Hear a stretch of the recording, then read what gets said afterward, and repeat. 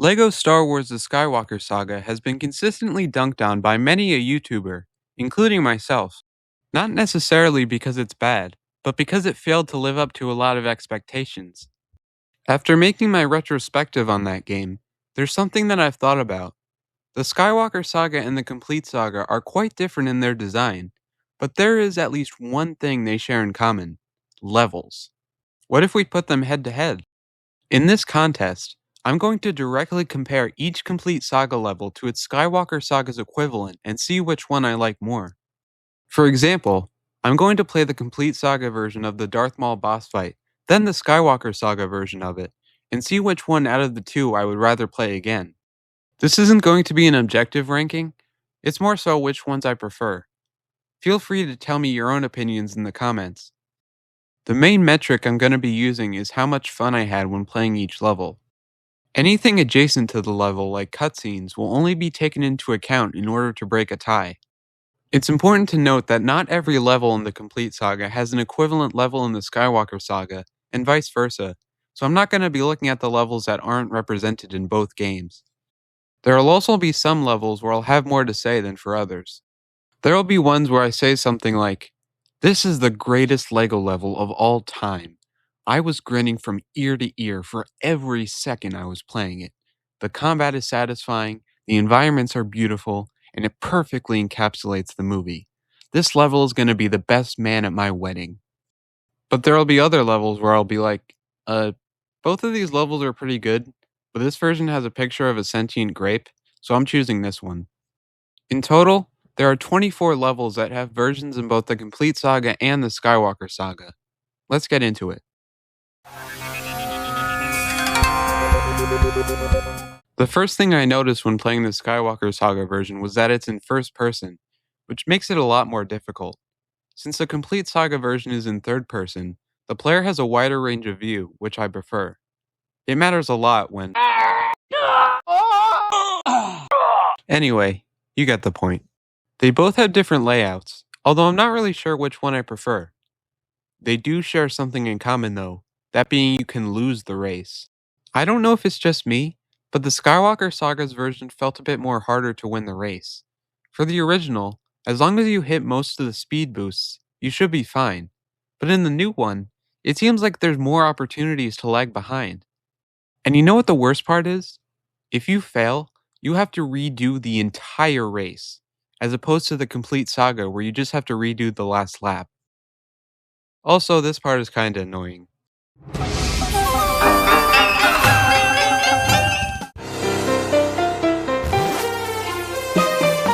In the Complete Saga, this is the final level of a Phantom Menace. This kinda gives it an epic vibe, like it's the final test for all the skills you've learned. Compare that to the Skywalker Saga where you're only halfway. That's not going to affect the score at all, it's just something interesting I noticed. The Complete Saga's version of this level seems to have a bigger gameplay variety. It can be split up into 4 phases in 4 different rooms, while the Skywalker Saga is mainly following Darth Maul around and engaging him while you can. The Complete Saga's version is more memorable to me, but even then, I'm splitting hairs here.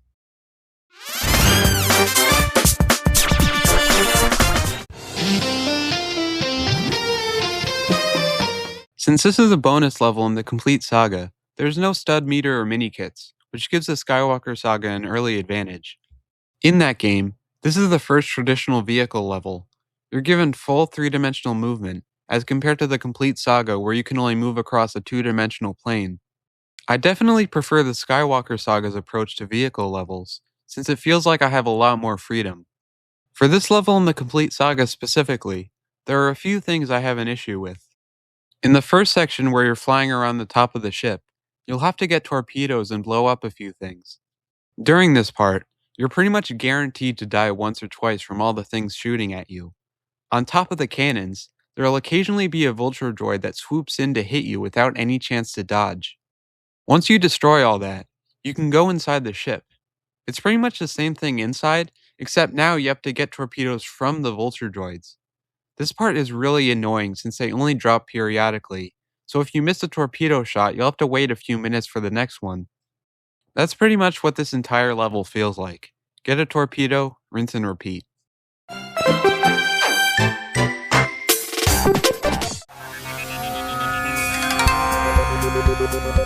And just like that, we're back to another vehicle level. I know that I just said I prefer how the Skywalker Saga does its vehicle levels. However, that doesn't automatically mean I prefer all vehicle levels in the Skywalker Saga over the complete saga. Exhibit A.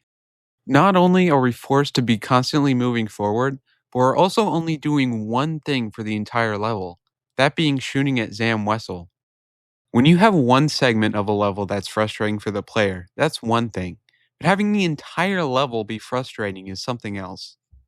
Trust me that you're going to spend at least 10 minutes shooting Zam as you travel through the same looped area dozens of times, with her constantly wiggling around, making it impossible to get a string of consecutive hits.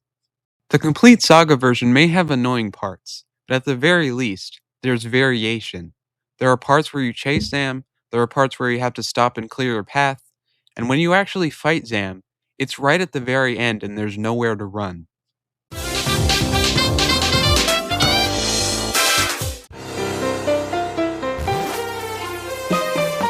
I feel like this scene works pretty well as a video game level, so I enjoyed both versions of this. The Skywalker Saga version has you hopping between two different parts of the level so one can assist the other.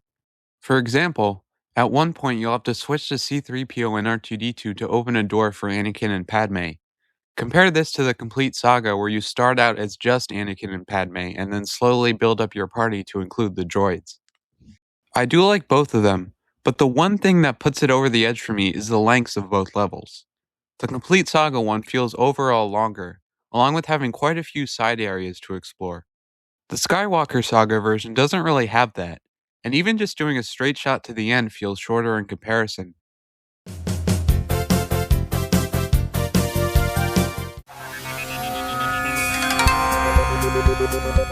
Something you might have noticed is that the Skywalker Saga tends to be more accurate to the films, with this level being pretty representative of that.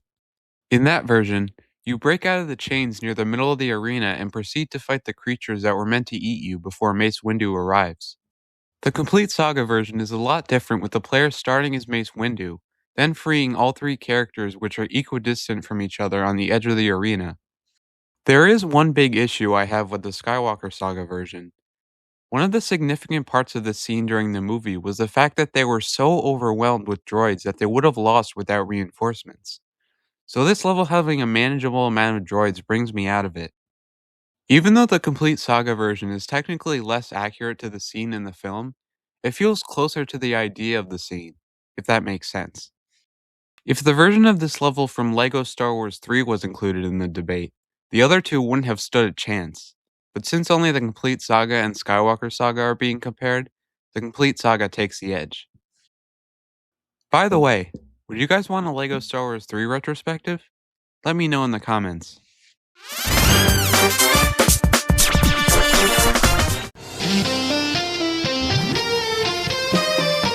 Both levels begin with chasing Count Dooku, with the end of the level being a battle against him. The main thing that separates these two in my mind is the fight at the end. It feels to me like the Skywalker Saga has a more interesting one. It just felt more varied overall, and I thought the dark segments were pretty cool. The complete saga just has you doing stuff on the same flat ground the whole time. It also felt a bit repetitive.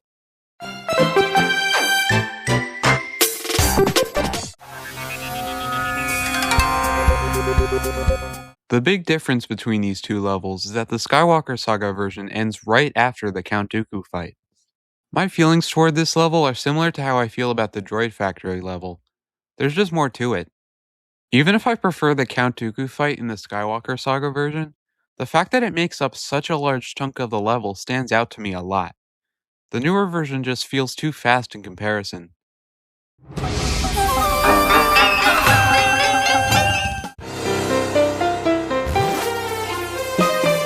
So you guys heard what I just said about the last level, right? Now imagine the same thing is true for this level, except it's the other way around. In the complete saga, not only is this level incredibly inaccurate to the movie, but it's also incredibly short. Even when you play this level as intended, it's over before you can figure out how to pull off Grieve Cheese. The Skywalker Saga version, at the very least, takes place in the same area as the movie, and on top of that, it takes time to complete.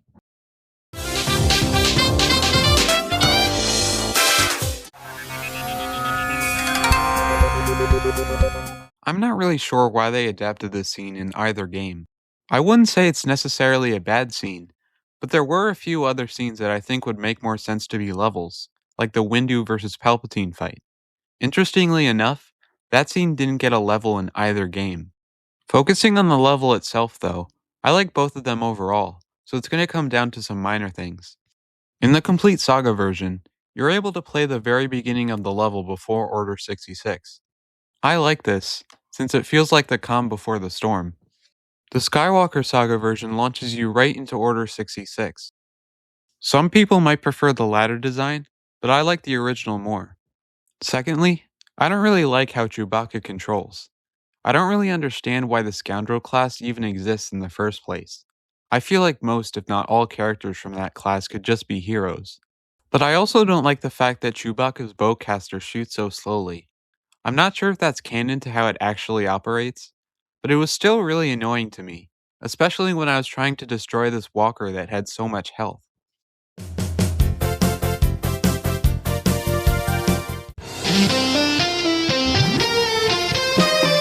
Complete Saga, by far.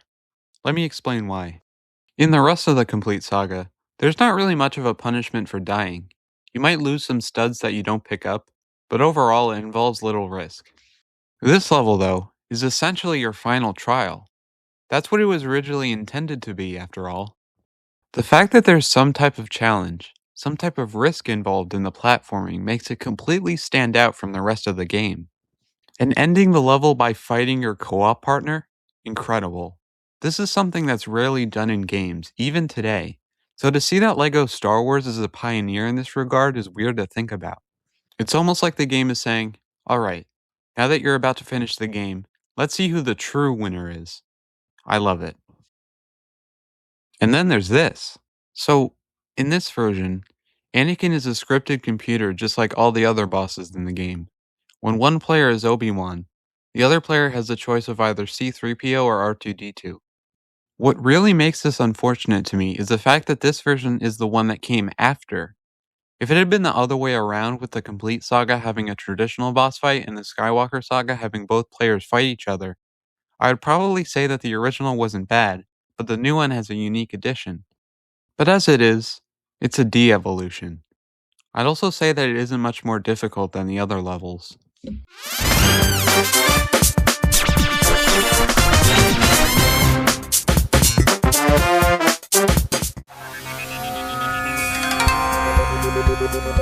The original version of this level was the first of LEGO Star Wars 2. Looking at it in that regard, it's incredible to see how the level design changed from the first game. It's so much bigger, with a bunch of stuff to do. This level in particular is so big it feels like I'm exploring damn near the entire ship. I wouldn't say the Skywalker Saga version is bad, but it does feel a bit more linear and scripted. Also, this has a sentient grape in it.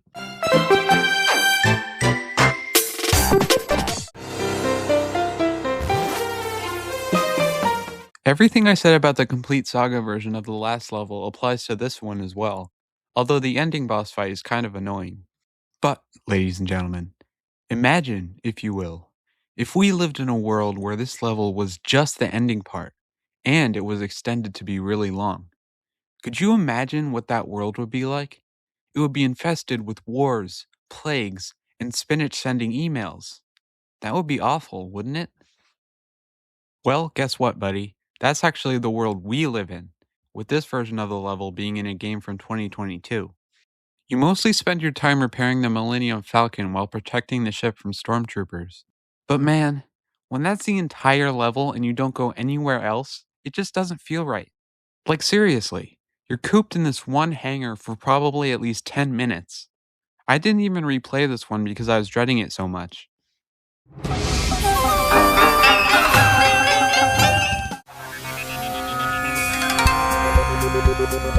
This is a case where I like both levels, so let's see how I can narrow it down. Let's start with the Complete Saga first.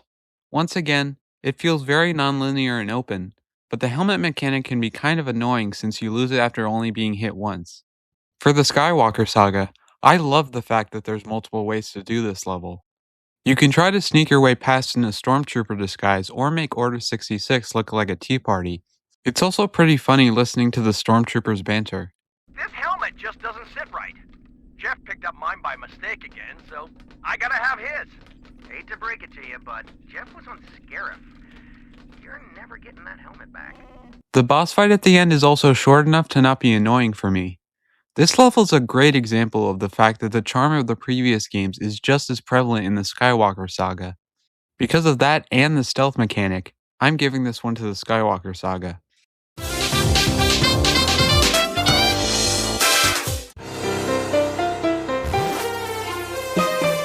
Both of these versions are pretty different from each other. The Skywalker Saga version is more accurate to the movie, with the main characters being split in two. The complete saga has them all bunched together for the entire level, and right at the end the party expands to include the droids. I'd say that both versions of these levels feel linear. The main difference that I think decides it for me is that the complete saga version is a bit longer. Even though the Skywalker Saga version is more film accurate, I think the complete saga version is a better video game experience for me.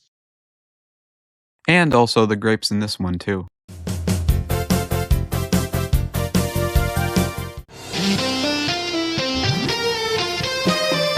The Skywalker Saga version starts out with a somewhat on-rails section. At first, it does seem a bit like the first level of Episode 2, but the fact that the goal is to shoot more than one thing sets it apart quite a lot. It also helps that it's not the whole level, as in the next part we have freedom of movement. The complete saga version in comparison I don't really like. The majority of the level involves destroying torpedo targets. I'm not really a fan of this gameplay loop. It's especially irritating that you can only carry 3 torpedoes at a time and each segment of torpedo targets has 4. And with all the TIE fighters flying around, chances are you'll die a few times without being able to do anything about it.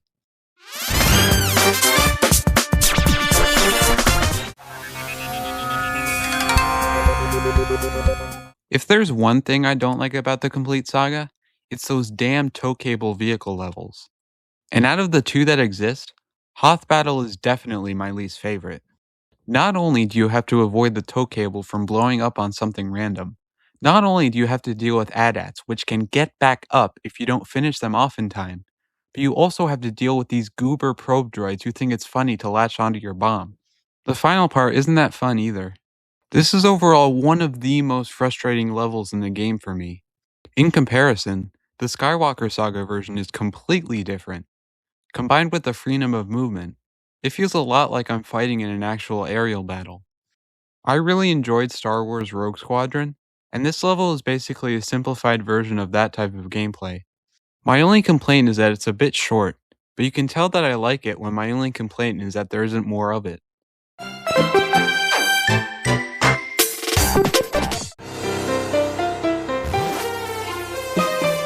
Seems like we're back to the torpedoes in this one. If you thought torpedoes were irritating in the last level of Episode 4, then I'm sorry to inform you that it feels a lot worse here. The big kicker is that there's no torpedo station, so instead you get them from destroying rocks. Not every time. Whether you get one or not is completely random. This makes it take longer to destroy each passageway, especially the final one, which has who knows how many torpedo targets that aren't guaranteed to be destroyed every time you aim at them. The Skywalker Saga version is pretty short, but at the end of the day, it doesn't do this.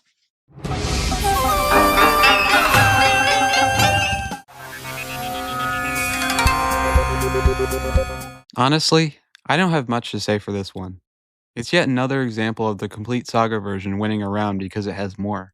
Going in, I thought that maybe the end part of the Skywalker Saga version would bump it up a bit, but after replaying the level, it wasn't able to.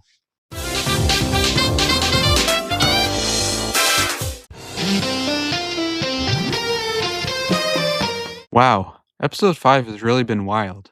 First, 2 straight wins by the Skywalker Saga, a bounce back from the complete saga, and now the final level is going to go to extra innings.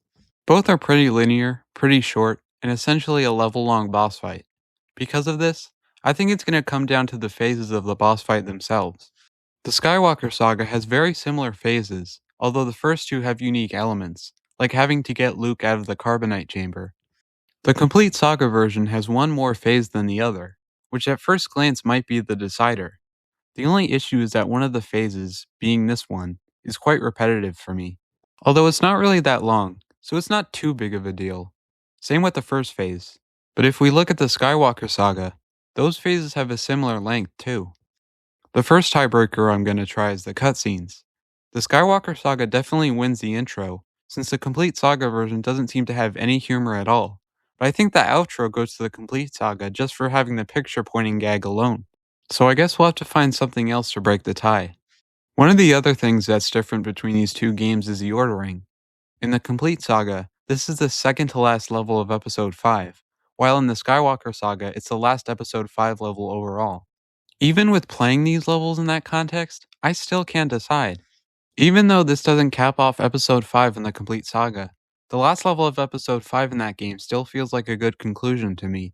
Throughout this contest, I've tried not to let nostalgia affect how I make decisions, but considering the fact that we're now at our third tiebreaker, I'm gonna let it.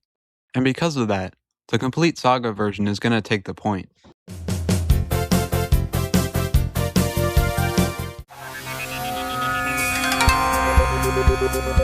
I'm gonna start with the Skywalker Saga version since I have more to say about it.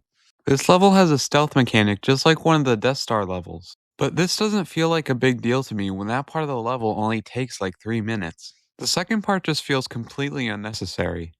If this was part of a cutscene, I would probably be fine with that. And the ending fight with the Rancor just feels repetitive to me. The complete saga version is another textbook example of one of this game's levels, with the addition of a bounty hunter mask mechanic. I'm not a big fan of the Rancor fight in this one either, but I'm gonna go with this version since it feels like the rest of the level has weight to it.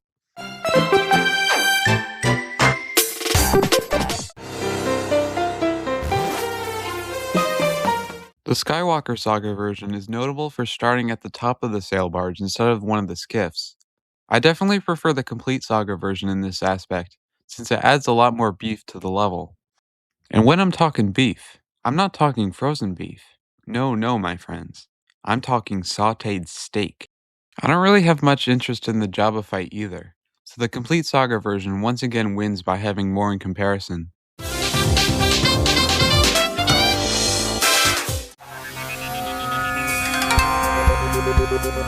In both versions of this level, it's a rare example of an on-foot vehicle hybrid level.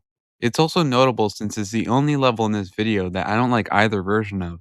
It really boils down to the speeder segments. In the complete saga, I feel like they take way longer than they need to be. Scout troopers take multiple hits, it's really hard to aim at them, and they randomly slow down which forces you to turn back and around again. I really don't get it. In the Skywalker Saga, the speeder segment is about 90 to 95% of the level, and it also has a similar issue of having difficulty hitting scout troopers. The main difference is that they don't slow down in this version, and there are seemingly more of them to shoot down overall. This level feels a lot longer in the complete saga version. When a lot of that involves gameplay I don't like, the length is actually hurting its case. These parts where you have to deal with stormtroopers while destroying shields are pretty annoying too. I don't necessarily dislike the ending part, but it's not particularly impressive to me either. In terms of which one I dislike the least, it's probably going to be the Skywalker Saga version since it felt shorter.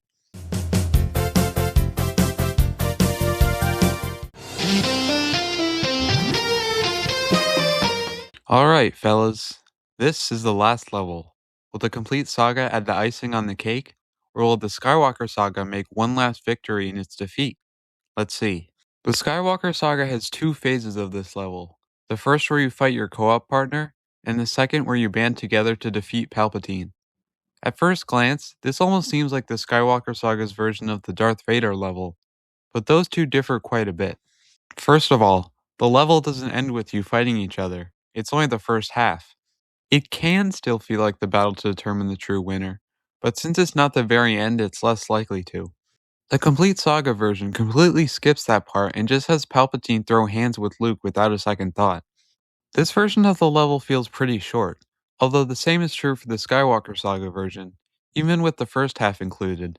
I'm not really sure which one to choose based on just this, so I'm gonna look at cutscenes. The Skywalker Saga version is pretty close to the movie for both the intro and outro, outside of a visual gag in the outro. I'm gonna go with the complete saga, mainly because of the intro. I think it's hilarious that Palpatine took one look at Luke and was like, nah, this guy sucks. The part in the outro where Vader falls into the ship was kinda funny as well.